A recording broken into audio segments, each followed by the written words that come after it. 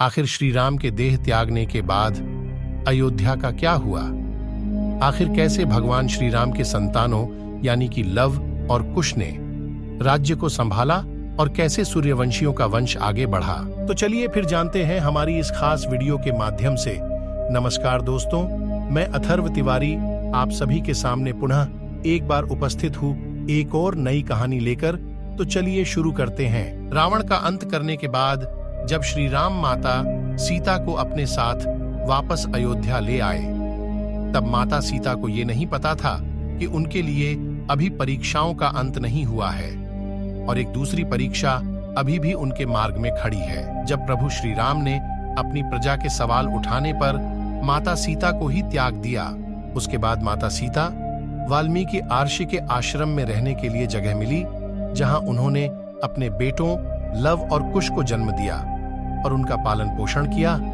लेकिन इतना सब होने के बाद भी ये कहा जाता है कि माता सीता के पति श्री राम का ये प्रेम ही था।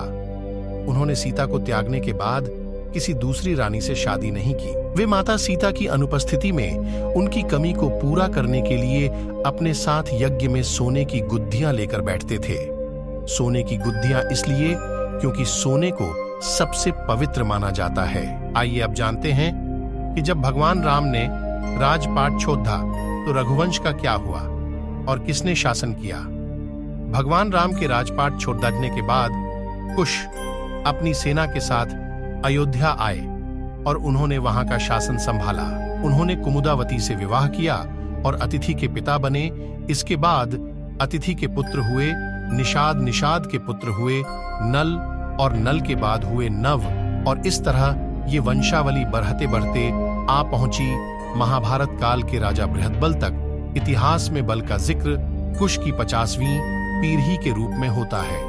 यही भगवान राम के वंशज भी थे जिन्होंने कुरुक्षेत्र के युद्ध में कौरवों की ओर से युद्ध लड़ा था। चक्रव्यूह युद्ध के दौरान अभिमन्यु और बृहदबल के बीच घमासान युद्ध हुआ और अभिमन्यु के प्राणघातक के तीर से बृहदबल की मृत्यु होगी। आगे बढ़ने से पहले मित्रों आपको बता दें कि पुराणों में भरत, लक्ष्मण और शत्रुघ्न के भी दो पुत्रों का जिक्र मिलता है। भरत के 2 पुत्र हुए दक्ष और पुष्कर। लक्ष्मण के पुत्र चित्रांगद और चंद्रकेतु। हमारे शत्रुघ्न के पुत्र हुए सुबाहु और शिवसिंह मित्रों। मथुरा का नाम पहले शूसैन था। जब राम ने भरत का राज्याभिषेक करना चाहा तो भरत नहीं माने और दक्षिण कौशल प्रदेश में कुश और उत्तर कौशल में लव का अभिषेक कर दिया गया। भगवान राम के काल में भी कौशल राज्य उत्तर कौशल और दक्षिण कौशल में विभाजित था। कालिदास के रघुवंश चरित्र के अनुसार राम ने अपने पुत्र लव को शरावती का और कुश को कुशावती का राज्य किया था। शरावती को श्रावस्ती माने तो निश्चय ही लव का राज्य उत्तर भारत में था और कुश का राज्य दक्षिण कौशल में। रघुवंशी चरित्र के अनुसार कुश को अयोध्या जाने के लिए विंध्याचल को पार करना पड़ीडीएचता था। इससे यह भी सिद्ध होता है कि उनका राज्य दक्षिण कौशल में ही था। कुश की राजधानी कुशावती आज के बिलासपुर जिले में है और कौशला को राम की माता कौशल्या की जन्मभूमि माना जाता है। वहीं दूसरी तरफ ऐतिहासिक तथ्यों के अनुसार लव ने लवपुरी नगर की स्थापना की थी। लवपुरी के बाद में लौहपुरी कहा जाने लगा, जो वर्तमान में पाकिस्तान में स्थित शहर लाहौर ही है। यहाँ एक किले में लव का एक मंदिर भी बना हुआ है। दक्षिण पूर्व एशियाई देश लाओस थाई नगरी दोनों ही उनके नाम पर रखे गए हैं। ऐसा माना जाता है कि इसके बाद लव के वंशज गुजरात चले गए और मेवाती में आकर बस गए, जहां इन्होंने सिसोदिया वंश की स्थापना की। शायद यही कारण है कि मेवात का राज प्रतीक सूर्य है। साथ ही ये भी सुनने में आता है कि लव से राघव राजपूतों का जन्म हुआ, जिसमें बद्द गुर्जर जस और सिकरवारों का वंश चला। दूसरी शाखा सिसोदिया राजपूत वंश की थी, जिनमें बैंसला और गोहिलून वंश के राजा हुए। दूसरी ओर कुश ने कुशावती नगर की स्थापना की, जो छत्तीसगढ़ राज्य के बिलासपुर जिले में है। कुश ने अपना राज्य पूरब की तरफ भी फैलाया और ऐसा माना जाता है थाईलैंड के राजा इसी राजवंश के वंशज हैं। शायद इन्हीं कुछ कारणों से थाईलैंड के राजा को आज भी राम की उपाधि देने की प्रथा यथावत है। साथ ही कुश से कुशवाहा यानी कि कछवाहा राजपूत का वंश चला। इसके अलावा मौर्य सैनी सात के संप्रदाय की स्थापना कुश के वंश से ही हुई। आपको बताता दें, कुश की मृत्यु दुर्जय नामक एक असुर से युद्ध करते हुई थी। इसके अलावा ऐसा कहा जाता है कि लव और कुश में से कुश का ही वंश आगे बढ़ा। इसी कारण इतिहास में भी कुश के ही वंशजों का वर्णन ज्यादा मिलता है।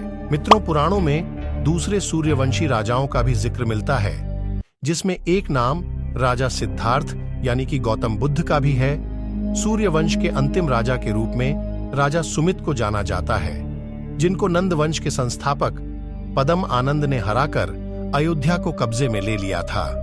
और ये समय ईसा पूर्व से 450 से 360 के आसपास का रहा होगा। 2019 में भारत की सर्वोच्च अदालत ने यह भी पूछा था, क्या राम के आज भी कोई वंशज अस्तित्व में है? तब जयपुर के राज परिवारों में से दिया कुमारी ने एक पत्रावली के जरिए कुछ सबूत पेश किए, जिस पर अयोध्या के सभी राजाओं का नाम कर्म क्रमानुसार लिखा हुआ था। इसमें भगवान राम के वंशज के रूप में 289 में नंबर पर वंशज आमेर जयपुर के सवाई जय सिंह का ही नाम था, और इसी क्रम में 307वें वंशज के रूप में दिया कुमारी के पिता महाराजा भवानी सिंह का नाम मिलता है। तो दोस्तों, आज की वीडियो में बस इतना ही। आशा करते हैं कि आपको हमारी आज की ये जानकारी या वीडियो पसंद आई हो। यदि पसंद आई हो तो वीडियो को लाइक और शेयर करें, और ऐसी ही पौराणिक कथा जानने और सुनने के लिए हमारे चैनल को सब्सक्राइब करें। मिलते हैं अगली बार ऐसी ही किसी खास वीडियो के साथ। तब तक के लिए धन्यवाद।